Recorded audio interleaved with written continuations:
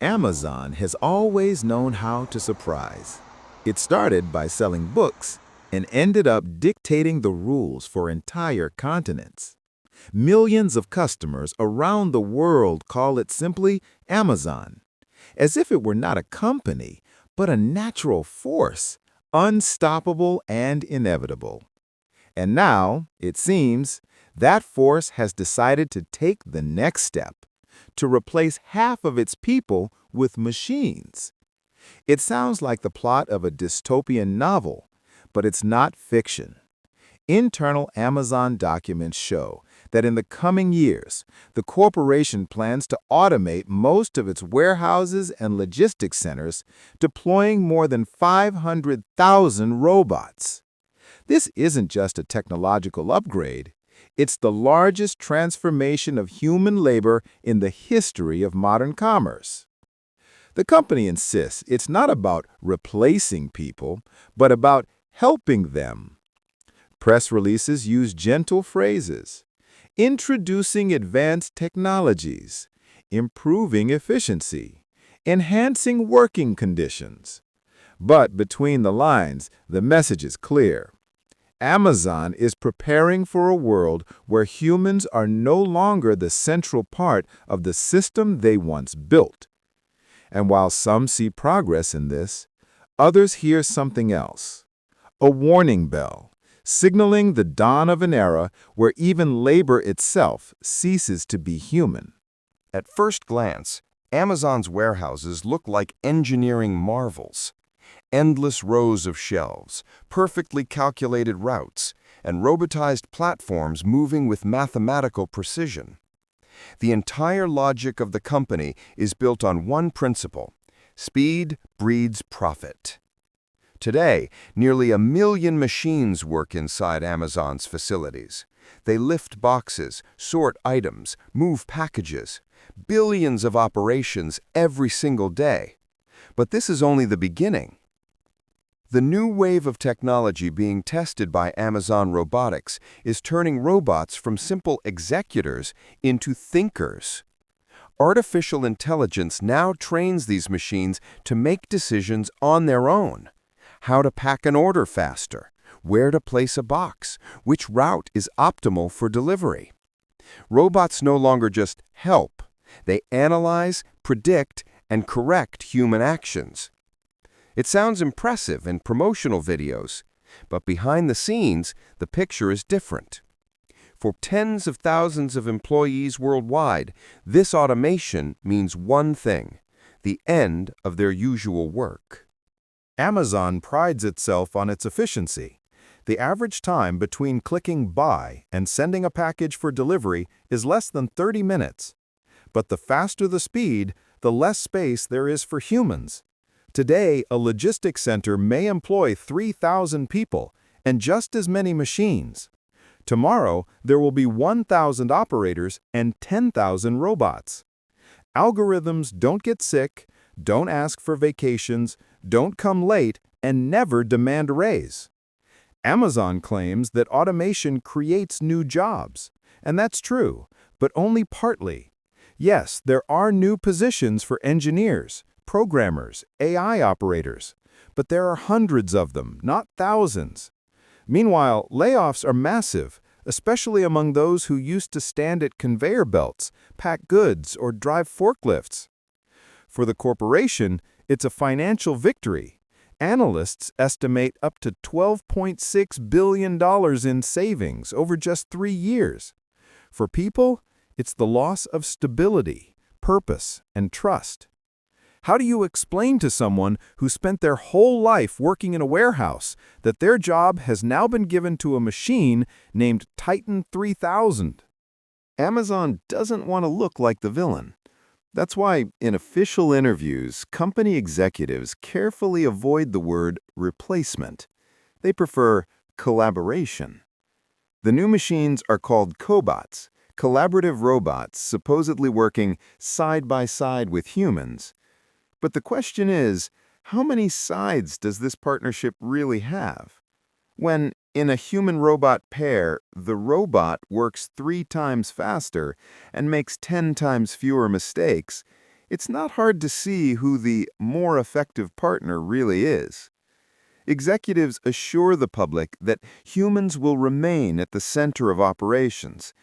Yet if you look closely at Amazon Robotics' long-term plans, that center is already shifting. It's no longer the human, it's the algorithm. Humans are now there to monitor the machines, not the other way around. At first, the changes went almost unnoticed. People thought, well, they just installed a few new machines, nothing to worry about. But the warehouses gradually grew quieter. Where voices once echoed, where the rustle of packing tape and the smell of coffee from vending machines filled the air, now only the steady hum of machinery remains. The workers who remain to oversee the process stand apart. Their job is to ensure the conveyor doesn't jam, sensors don't overheat, boxes don't fall off platforms. The human factor has become not the engine, but a safety net. Some employees admit the work has become cold, literally and figuratively. Instead of team dynamics, there is just data. Instead of a manager, there's a screen. Machines don't say thank you, don't joke, don't look you in the eye. They just move tirelessly, as if the universe itself fuels their energy. For management, this is progress. For people, a loss of meaning and purpose. To understand why Amazon is heading down this path, you need to understand the philosophy of its founder, Jeff Bezos. From the very beginning, he said, "The customer is God, and speed is his profit." This phrase embodies the spirit of the corporation. Amazon was built as a laboratory of maximum productivity. Bezos introduced the Day One principle, the first day that never ends. The idea is simple. The company must act as if it has just opened, eager, fast, unafraid to experiment. But Day One is eternal stress. Employees joke that at Amazon, there is no Day Two. Those who can't keep up simply don't stay. This culture is one where productivity outweighs humanity, where algorithms decide how many seconds an employee can spend resting, and sensors on their scanners track how many boxes they pack per minute. Bezos believed technology would liberate humans, but in this logic, liberation looks like a cage, just a transparent, perfectly lit one. Amazon is not naive. The corporation understands perfectly well that society does not like cold machines and heartless companies. Therefore, alongside automation, the company invests heavily in goodwill.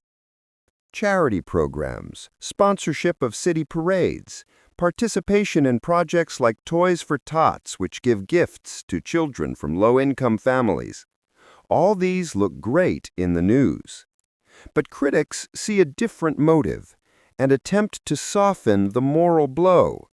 Thousands lose their jobs while the company donates millions to social initiatives, and the narrative balances out. On one side, robotic warehouses. On the other, smiling children with presents. The world sees kindness, but those behind the scenes see just props in a grand production. One of the most disturbing trends is how Amazon entrusts key decisions not to people, but to algorithms. Programs decide who to hire, who to promote, and even who to fire. If an employee's productivity falls below the standard, the system automatically registers it. Warning, penalty, dismissal, all without human intervention. No emotions, no face-to-face talks, only metrics. Once, a person could explain, "My child is sick, my scanner broke, I worked overtime yesterday." Now, no one cares. Machines do not understand fatigue or sympathy. Amazon claims that algorithms improve fairness. But fairness measured by numbers stops being fairness. It becomes mathematics, and mathematics has no place for emotions. The most surprising thing is not what Amazon is doing, but that the world is ready for it. We have learned to trust machines ourselves. We order food, taxis, and medicine through algorithms. We listen to AI recommendations on what to watch, read, and even whom to love. So why should it scare us that robots pack our parcels? Amazon is simply going further than others. It is building not logistics, but infrastructure of trust in machines. When you see a perfect delivery, instant response, accuracy, you begin to think that without robots it would be worse. And at that moment, the corporation achieves its goal. The human does not just accept automation, he begins to defend it. Experts predict that by 2033, Amazon will be able to double sales without hiring new employees. Robots, sensors, and artificial intelligence will take over everything. This is not a forecast, it is a strategy already approved by the board of directors.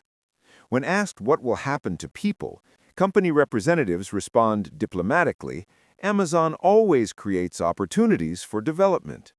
But opportunities for whom? For programmers in Seattle, or for the warehouse worker in Texas who tomorrow will see his cobot replacement? In 10 years, Amazon may become the first corporation where human labor is no longer the norm but an exception, where humans are more observers than participants. And here comes the question louder than any economic forecast. If robots do everything we once did, what will be left for humans? Automation seems profitable until you start counting the consequences. Yes, robots reduce costs, but thousands of unemployed mean millions lost in taxes, purchasing power, and domestic demand. When every company acts like Amazon, the economy will become efficient but fragile. There will be fewer consumers because some will no longer have an income. Who will buy goods if efficiency leaves people without a paycheck? Amazon does not answer this question, maybe because there is no answer. Still, even at the heart of this iron empire, there are those who believe technology can be turned toward humans. Engineers who say, robots aren't enemies, they are tools.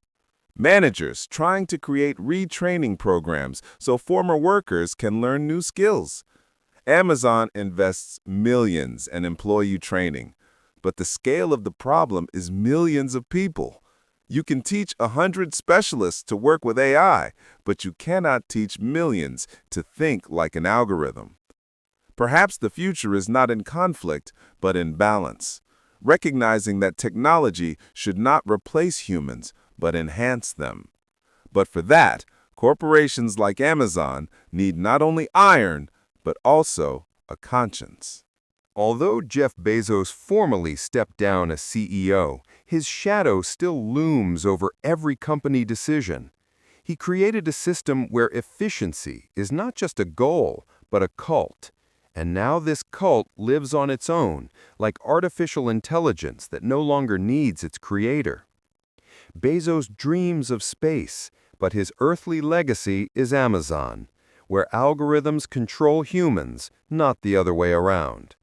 The irony is that the man who wanted to free humanity from routine became the architect of a new slavery, digital, quiet, rational. Skeptics call Amazon's new strategy robotized rebranding of conscience. The company creates images of kindness, smiling boxes, cheerful careers, warm commercials. But behind that smile is cold calculation. Amazon does not want to be a villain tech giant, it wants to be a convenient tech giant, so that people love it even when it replaces humans with machines. And perhaps the most dangerous thing is not the robots themselves, but how softly and beautifully we are being sold a future without humans. One day, perhaps very soon, one of the last Amazon employees will switch off the lights in a warehouse with no humans left.